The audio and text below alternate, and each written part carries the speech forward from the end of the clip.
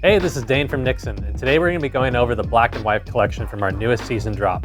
This collection features 3 of our best-selling models, the 5130 Chrono, the Corporal, and the Time Teller.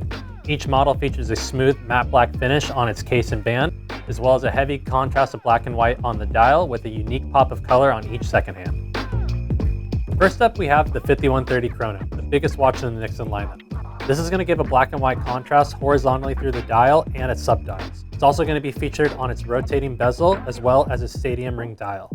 This one also has a bright red contrast on its second hand as well as its 12 o'clock marker. The main thing about the 5130 Chrono is that it has a screw down crown. If you don't screw this crown all the way down, it won't be water resistant up to its 300-meter water rating. Next up, we have the Corporal. The Corporal is going to feature a vertical black and white contrast on its dial, as well as a bright lime green pop of color on its second hand and on its hour markers. This one also features heavy knurling on its coin edge bezel and crown, and its 3-link stainless steel bracelet comes with quick release technology, which means you can swap this out for another band in a matter of seconds.